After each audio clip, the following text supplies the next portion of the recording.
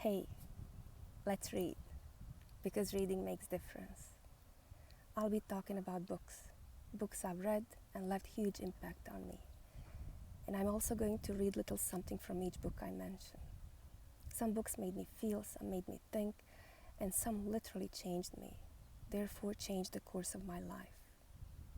Writing is an art, definitely, but reading is an art too, so I expect reading to do what every other art does, to address some parts deep within me and make me feel whatever, joy, sadness, melancholy, passion, strength, but above anything else, I'm looking for inspiration. For many books, I can still remember and relive that moment of finishing the last page, closing the book and sitting quiet, still absorbed and feeling shaken. That's what happens when words bypass your mind and talk directly to your soul. So that's what I'll be talking about, being shaken by the book and being inspired by the book. The choice of books is very personal and subjective and part of my way. Rarely I have a desire to watch the same movie twice or read the same book twice, but there is one book I can read over and over again, and it's only fair to start with that one. Sidharta, Herman Hesse. It's a book about spiritual quest of a young man, Sidharta. He's asking himself questions that probably each one of us has asked in our lives. We all hear that voice inside that wants to know, who are we, why are we here, what's the point, does it make any sense, is this it? It cannot be just this. Why is this happening to me? Who is behind all of this? And the scariest, is there someone behind all of this? And so on and so on. In some of us that voice is shy, weak, and if we don't nourish it, it fades away. When gone, leaves emptiness and occasional longing for something that we cannot identify. Since we don't pay attention to it, it dies, sooner or later. In some, it's roaring.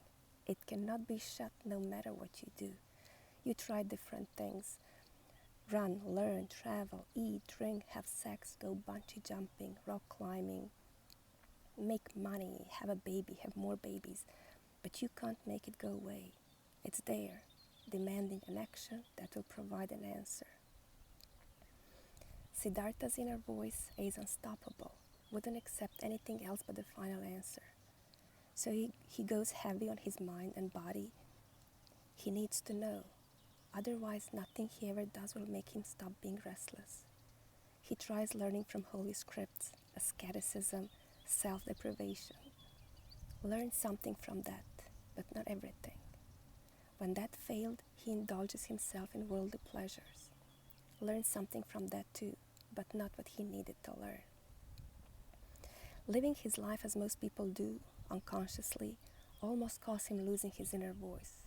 So he leaves everything he accomplished in the material world and walks into the unknown once again. His lifelong quest was eventually awarded with the answer. He found it where he least expected it, in a modest cabin on a bank of a river. Siddhartha's journey was very much inspired by the author's spiritual path. Herman has spent some time in India at the beginning of the last century, learning Eastern spiritual teachings and philosophy. The author managed to convey very deep wisdom using very simple language, easy to follow and understand.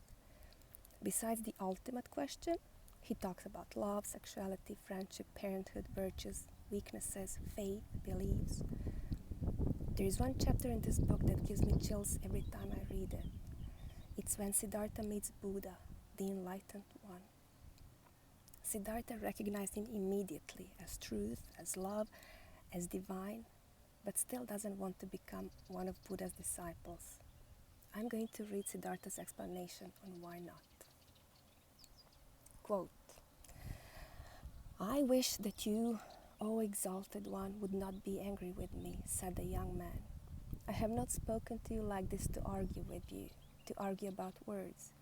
You're truly right, there is little to opinions. But let me say one more thing.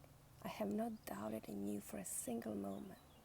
I have not doubted for a single moment that you're Buddha, that you have reached the goal, the highest goal towards which so many thousands of Brahmans and sons of Brahmans are on their way.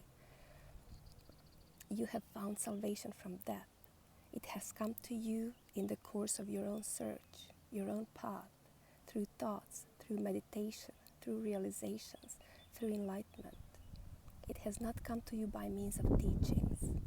And thus is my thought, O exalted one. Nobody will obtain salvation by means of teachings. You will not be able to convey and say to anybody, O venerable one, in words and through teachings, what has happened to you in the hour of enlightenment.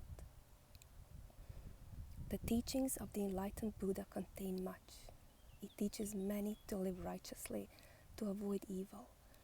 But there is one thing which these so clear, these so venerable teachings do not contain. They do not contain the mystery of what the exalted one has experienced for himself, he alone among hundreds of thousands. This is what I have thought and realized when I have heard the teachings. This is why I am continuing my travels. Not to seek other, better teachings, for I know there are none, but to depart from all teachings and all teachers and to reach my goal, by myself or to die. But often I'll think of this day, O exalted one, and of this hour when my eyes beheld a holy man. End of quote. This resonates so much.